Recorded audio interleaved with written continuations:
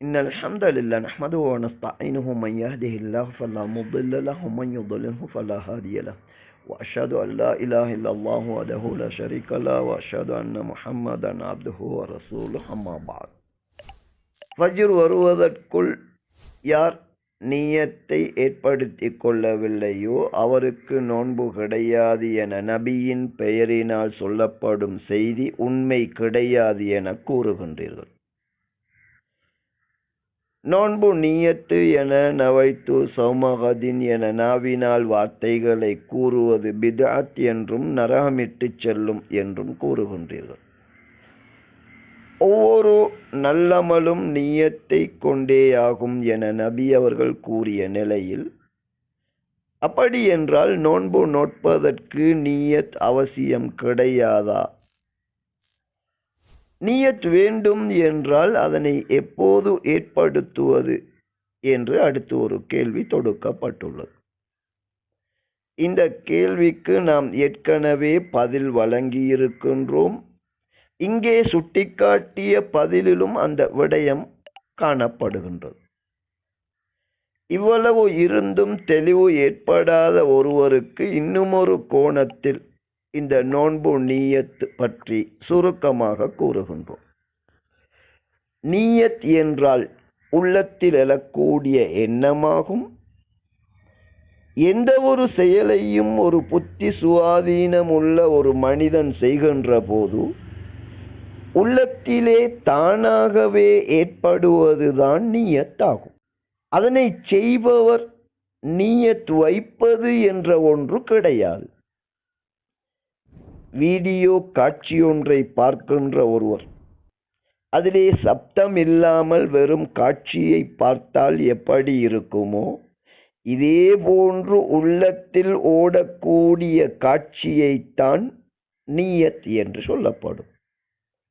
இப்போது ஒரு முஸ்லிம் ரமலான் மாதத்தை அறிந்து மாதம் முழுவதும் இரவையிலே எழுந்து சஹர் செய்து ஃபஜ்ருக்கு முன்னதாக தனது தேவைகளை நிறைவேற்றி ஃபஜ்ரில் இருந்து மகரிப் வரைக்கும் நோன்பிற்குரிய அந்த கடமையான விடயங்களை பேணுகின்றார் என்றால் இவை அனைத்துமே அவரது உள்ளத்திலே ஓடிக்கொண்டிருக்கும். ரமலான் மாதத்திலே இதனை செய்வது கடமை. ஃபஜ்ரிலிருந்து மகரிப் வரைக்கும் நாம் இதனை பேண வேண்டும். ஃபஜ்ருக்கு முன்னதாக நாம் உண்ணுவதை உண்டு கொள்ள வேண்டும் என்ற அத்தனை விடயமும் மனதிலே ஓடிக்கொண்டிருக்கும். இதனை நியத் என்று சொல்லப்படும். எனவே நியத் என்பதை நாம் ஏற்படுத்துவதல்ல. நாம் விரும்பினாலும் விரும்பாவிட்டாலும் உள்ளத்திலே ஏற்படக்கூடிய எண்ணத்தை தான் நியத் என்று சொல்லப்படும். எனவே நோன்பு பிடிக்கின்ற ஒரு முஸ்லிமுடைய உள்ளத்தில் தானாகவே நியத் வந்து கொண்டே இருக்கும். அப்படி என்றால் நபி அலைஹிஸ்ஸலாத்து வஸ்ஸலாம் அவர்கள் ஹதீஸிலே கூறுவது என்ன?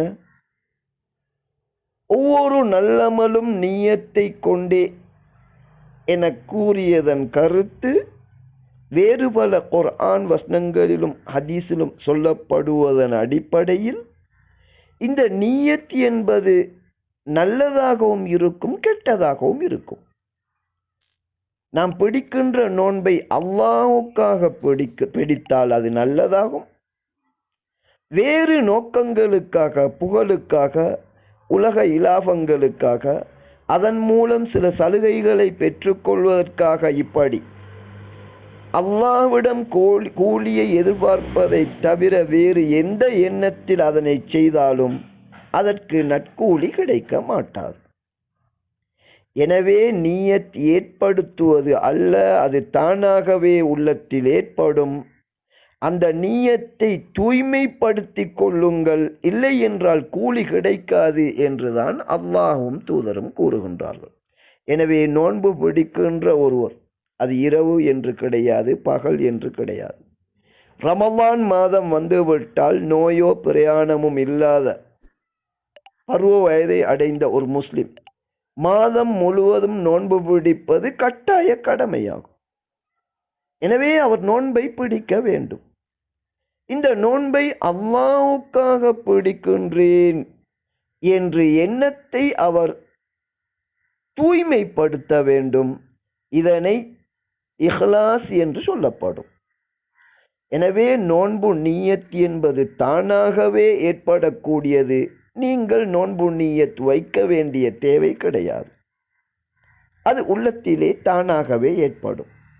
அப்படி என்றால் முஸ்லிம்கள் நோன்பு பிடிக்கும் போது என்ன செய்ய வேண்டும்?